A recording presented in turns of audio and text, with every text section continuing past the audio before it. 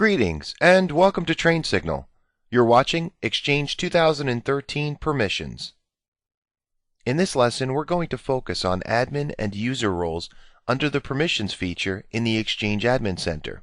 With smaller Exchange deployments, you might have just one individual or two individuals that have full admin control permissions over the Exchange organization. However, in larger organizations, the ability to delegate responsibilities is an essential part to administration of Exchange. As a result, we have role groups and roles that are built in and can be expanded upon, and these are typically used with admin roles. There are also user role assignment policies that help control end-user permissions. Let's learn a bit more about built-in admin roles and these user role assignment policies. Okay, so let's get started. The admin role concept is simple. There are 67 different default admin roles, and these vary in recipient and configuration scope.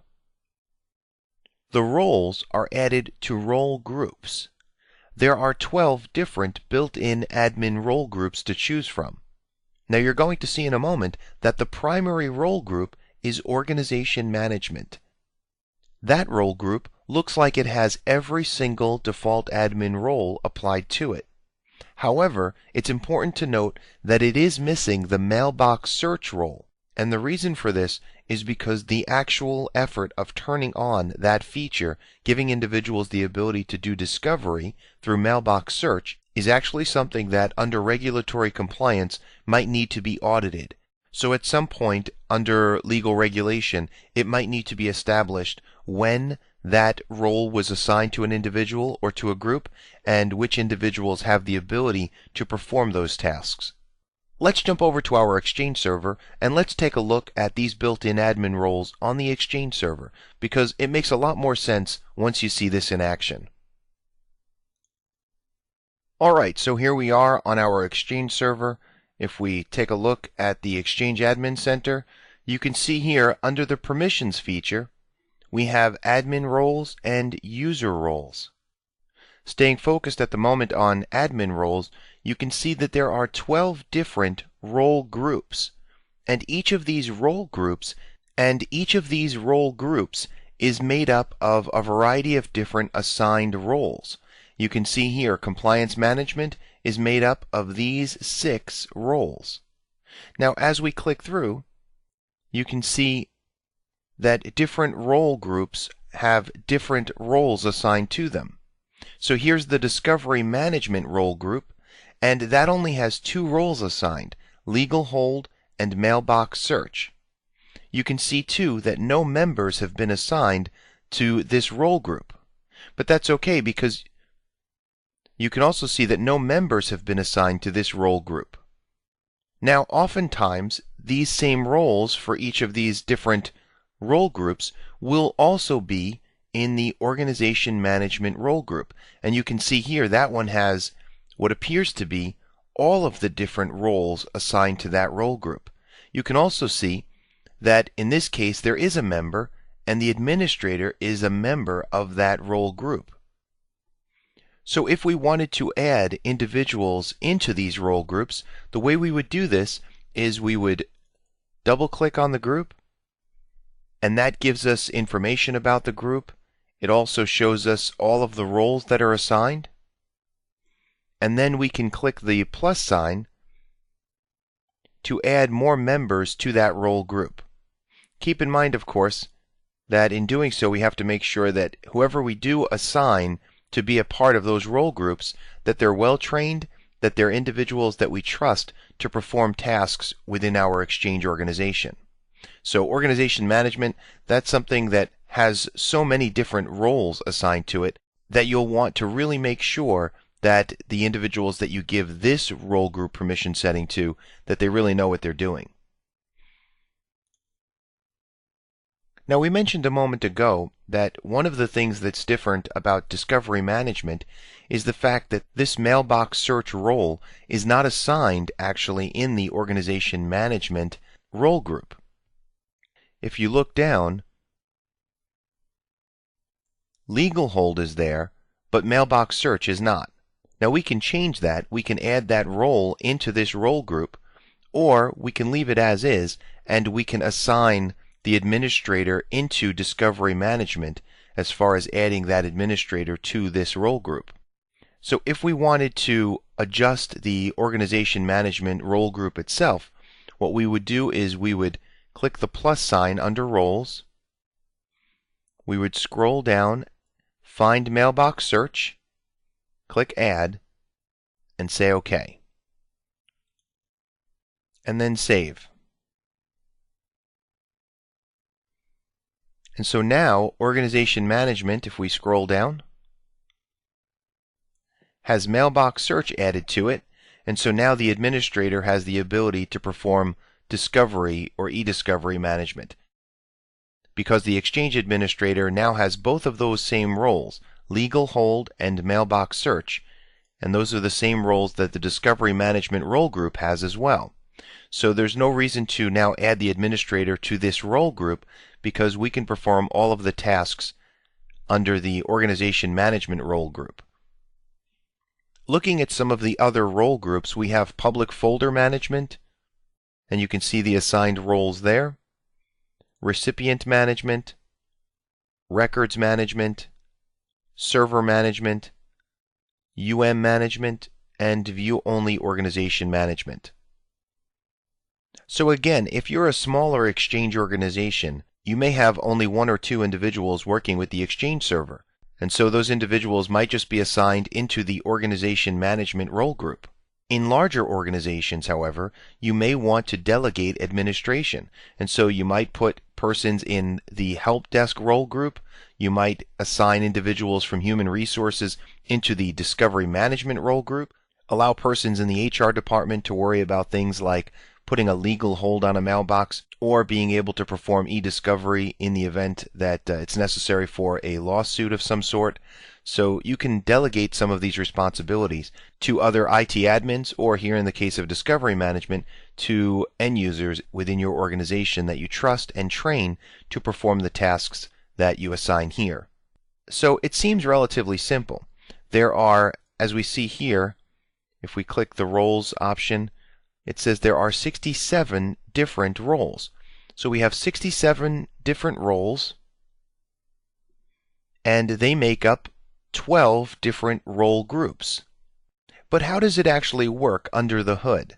Well, that goes into the deeper side of these roles themselves with regard to how these roles actually connect back to permissions that you have over the Exchange environment.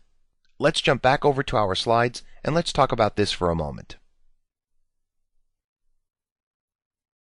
Now, for most Exchange administrators, the basics of built-in admin roles may be all you ever need. You have the role groups already there. The various roles have been assigned to those role groups. You may use those role groups to assign individuals within your organization some level of permission over the Exchange environment, delegating permissions off to others, and that may help to mitigate your workload. So at this point, the amount of knowledge that you have with regard to built-in admin roles is sufficient. However, there is a deeper side to roles. Although there are 67 default admin roles, you can create additional ones, or you can tweak the ones that exist. Now you might say, well, how would I do that? How would I create additional roles? What would those roles actually be made up of? Well, that's the fun part. These roles are based on underlying PowerShell commandlets and commands that are assigned to those roles. So you can actually tweak the PowerShell commandlets that a role has, and even the parameters that are established under those commandlets. And if you want to create new roles, you can assign those new roles different PowerShell commandlets that then once you put that role into a role group and then assign individuals to that role group, they would then have the ability to perform whatever tasks you provide through the commandlets and parameters that you establish for those roles. Now, in order to accomplish all of these things, it's all done through the Exchange Management Shell. You can use the Exchange Management Shell to view information and alter information about roles.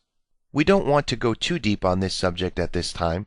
We just wanted to whet your appetite a little bit and let you get a chance to see that the roles that we were just working with within role groups are actually built off of PowerShell commandlets.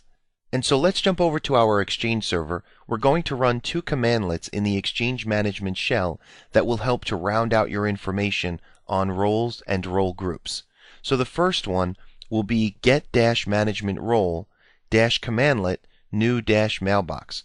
And what this is going to do is it will show you management roles that have the ability to use the new-mailbox commandlet, so that you have an opportunity to see how these different management roles are built off of commandlets.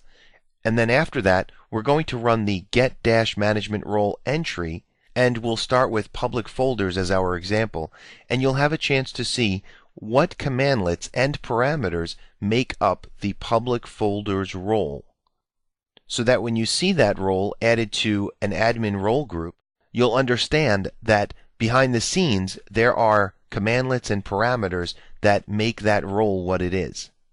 Okay, let's jump over and take a look at this through the Exchange Management Shell. Alright, so let's open up the Exchange Management Shell.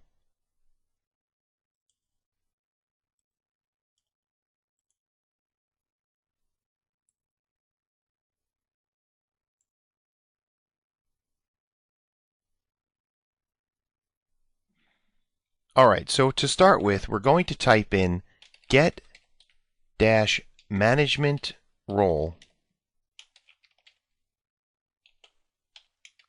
commandlet new mailbox. So notice this. By doing that, it shows us the three different roles that have the ability to use the new-mailbox commandlet.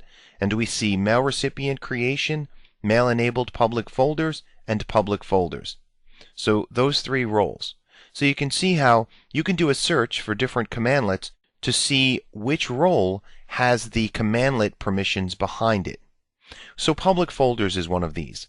Let's take a look at all of the different commandlets and the parameters that are associated with the public folder role. To do that, we type get management role entry public folders.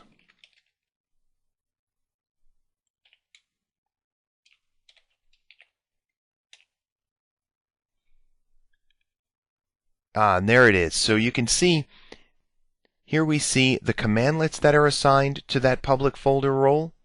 We see the role here, and we see the parameters that are assigned based upon those commandlets. So you can adjust this for those default roles, or you can utilize this to create new roles. You can actually copy the roles that exist and create new roles based upon the various commandlets and parameters that we have at our disposal. And then once you have those new roles that you want to create all set up, then you can assign those roles to either the built-in role groups that we currently have, or to new role groups that you create that you might want to put together for specific delegation of permissions within your Exchange organization. Again, we're not going to go much deeper than this on the subject at this point. It's good for you to know that the roles that make up role groups actually have behind them commandlets and parameters that help to drive what permissions an individual actually has when they are assigned to a role group. Let's jump back over to our slides and let's talk about user roles and the role assignment policy. In addition to admin roles, there are also user roles. And user roles are actually easier to assign, in a sense, because we use role assignment policies. You can configure policies that grants end users permissions to set their Outlook web app options and perform other self-administration tasks, such as modifying contact information, viewing and modifying distribution group membership, and viewing and modifying marketplace apps. And those are just a few. There are actually quite a number of different self-administration tasks that you can assign to the end user, or you can remove from being assigned to the end user. So let's jump back over to our server and let's take a look at the default role assignment policy for the Exchange organization. So back here in the Exchange Admin Center under Permissions, next to the Admin Roles tab, we have User Roles. And you can see here that there's a default role assignment policy.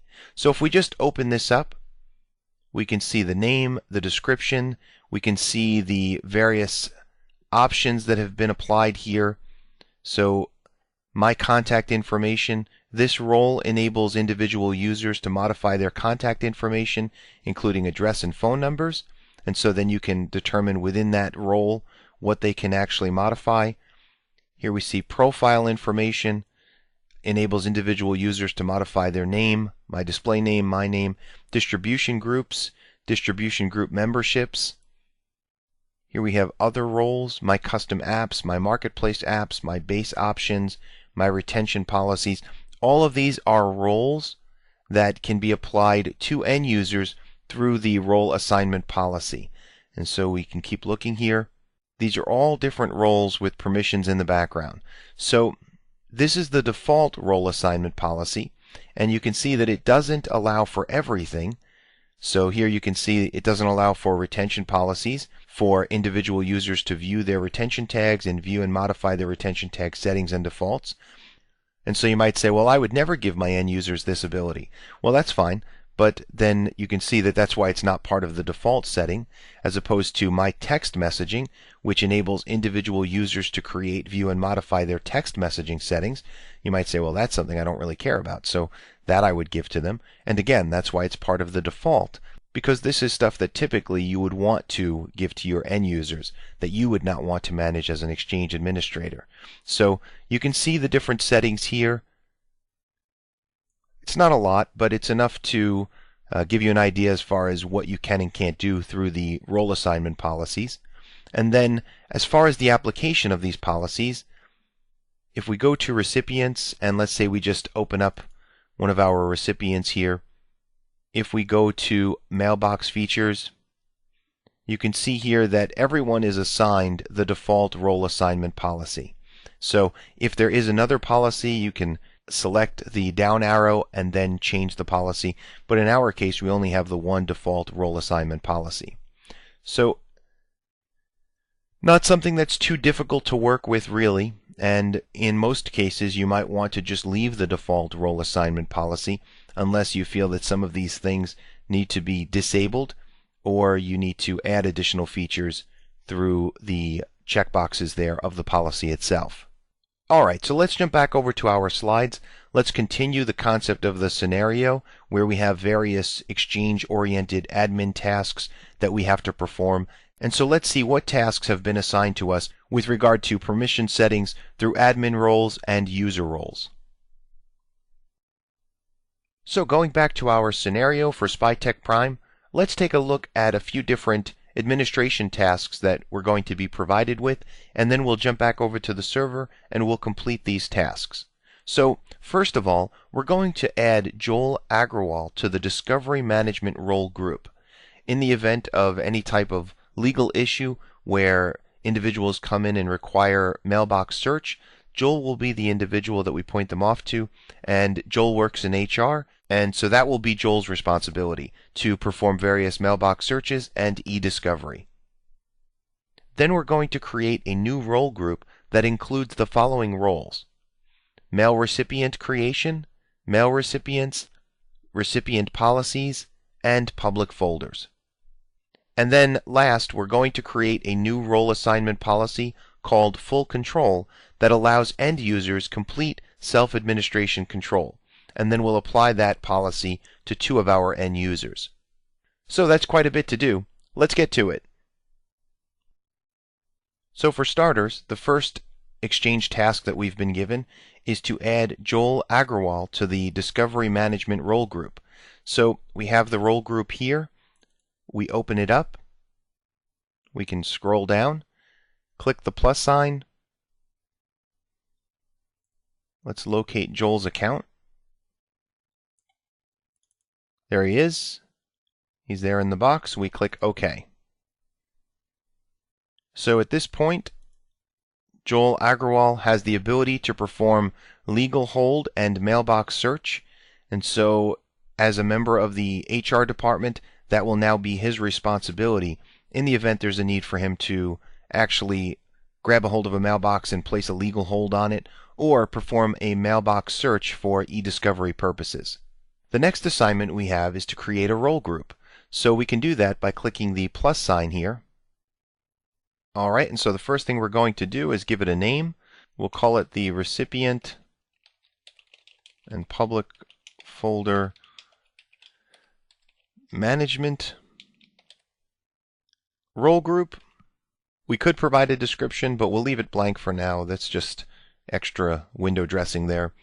Then we see the various roles. We'll click the plus sign. We have to provide the mail recipient creation role,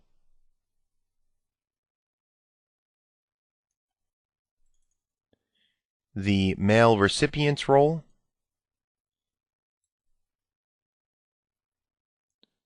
the public folders role, and the recipient policies role. Alright, we have all the different roles there. We say OK. And we'll click Save.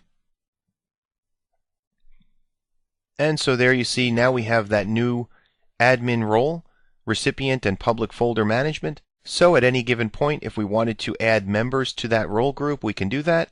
And so you can see it's not so difficult to create role groups. Creating roles is another story, because that involves taking either existing roles and copying them and then making adjustments to the various commandlets and parameters, and all of that's done through the Exchange Management Shell. But creating role groups themselves is actually pretty simple, and then being able to assign members to them is just as easy. Now the last part is to create a new role assignment policy. So we'll click the little plus sign here, and we're going to call it Full Control. And what we're basically going to do is assign everything. We're going to really load this up. All of the different settings, we're going to select them all.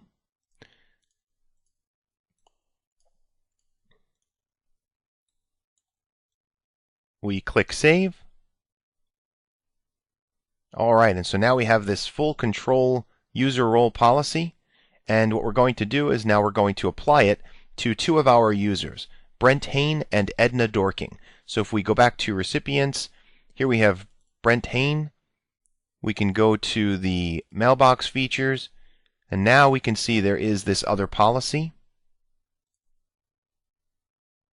And here we have Edna.